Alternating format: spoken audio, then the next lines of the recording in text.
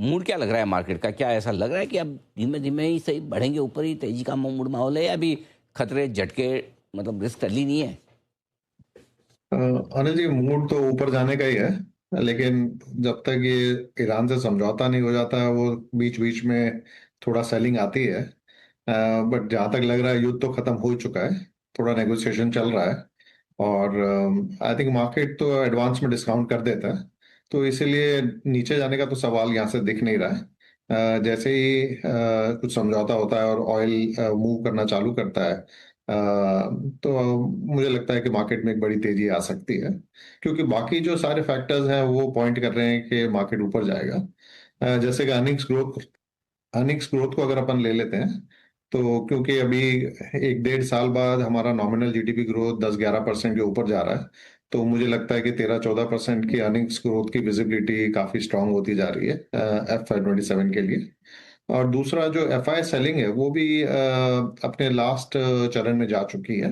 And मुझे लगता है कि यहाँ से कोई ज्यादा सेलिंग आने वाली नहीं है। अभी एक बहुत ही अच्छी एक एफआई ब्रोकर की रिपोर्ट में पढ़ रहा था, जिसमें क्वांटिफाई किया था कि $3 से $4 बिलियन मैक्सिमम और सेलिंग आ सकती है। तो उसको देखते हुए और रुपी का जो हालत है उसको देखते हुए मुझे लगता है कि जो वर्स्ट केस एक सिचुएशन है, वो रुपी को लेके और एफआई सेलिंग को लेके वो भी हो चुकी है। तो ओवरऑल मार्केट ऊपर जाने के लिए तैयार है। और स्मॉल कैप वगैरह में काफी तेजी रही है पिछले 1 महीने में।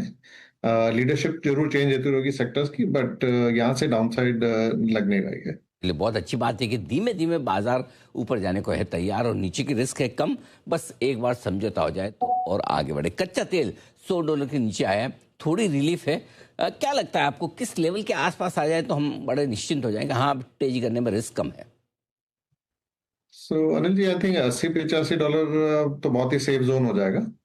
तो वहां तो आते ही मुझे लगता है मार्केट 26,000 की तरफ पहुंच चुका होगा। तो जैसे ही उसकी विजिबिलिटी आती है कि सस्टेनेबली $80-85 पे रह रहा है ऑयल, तो मार्केट में काफी तेजी आ जानी है।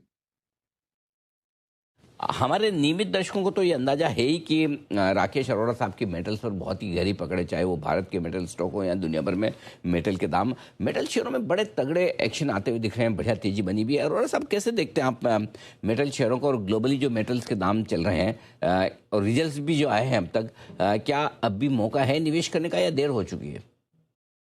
तो अनिल जी, एआई का जो इन्वेस्टमेंट पिछले 1.5-2 साल से पिकअप हुआ है, उससे जितने भी बेस मेटल्स वगैरह में काफी भयंकर सी तेजी आई है। थोड़ा हेल्प वो भी रहा है कि यूएस में जो टैरिफ लगाए गए थे, इंपोर्ट टैरिफ, तो उसकी वजह से भी काफी जो इन्वेंट्री है वो जाके यूएस में चली गई थी।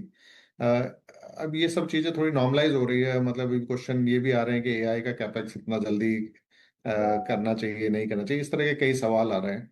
और क्योंकि अब जो टोकन की कॉस्ट है वो बहुत बढ़ रही है, तो मुझे लगता है कि एआई में थोड़ा स्लो डाउन आएगा। आपने देखा होगा कि एनवीडिया का रिजल्ट एस्टिमेट से काफी ऊपर था, बट फिर भी स्टॉक नहीं चल रहा है।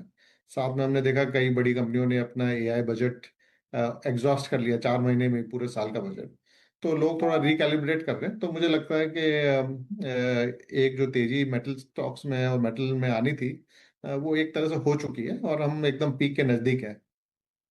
तो इन्वेस्टर्स के लिए ये राय है कि थोड़ा सा इसमें सावधान रहें, ऊपर में कहीं अटक ना जाए। बिल्कुल, थोड़ा-सा अलर्ट है। अब वो आसानी से पैसा बनाने का समय जा चुका है। आपके लिए ये राय है राकेश अरोड़ा साहब के। तो सर, फिर निवेश कहाँ करना है? क्या कुछ अच्छा लगता है आपको?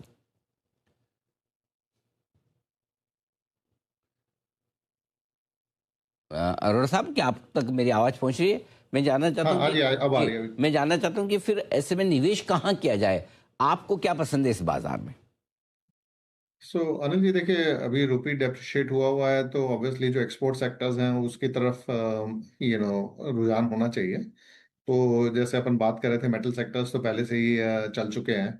और आईटी सेक्टर की हालांकि डील विंस वगैरह सब ठीक है, डिमांड से अभी तक तो कोई इतना खराबी दिख नहीं रही है। तो आईटी सेक्टर आई थिंक थोड़ा सा आने की कोशिश करेगा। तो एक तरह से आईटी सेक्टर भी बॉटम आउट लग रहा है। और वहाँ पे टैक्टिकली 10-20% का मूव पॉसिबल है। फार्मा सेक्टर अभी काफी मोमेंटम में आ रहा है, और मुझे लगता है कि फार्मा सेक्टर अगले 1-2-3 महीने के लिए टॉप परफॉर्मिंग सेक्टर रहेगा। इसके अलावा आरबीआई को इंटरेस्ट रेट हाइक थोड़ा बहुत करना पड़ेगा, क्योंकि इन्फ्लेशन बढ़ेगा, ऑयल प्राइसेस हाइक हो रहे हैं। तो मुझे लगता है कि private sector banks better position है, और प्राइवेट सेक्टर बैंक्स में भी वैल्यूएशन काफ़ी लो हो चुका है, और हिस्टोरिकली लो एफआई होल्डिंग पे जा चुके हैं। तो वहाँ पे एक टर्न अराउंड आने की उम्मीद है। तो अगर दो तीन सेक्टर देखना चाहें, तो टैक्टिकली आईटी, फार्मा काफ़ी सॉलिड लग रहा है, और फिर प्राइवेट बैंक्स।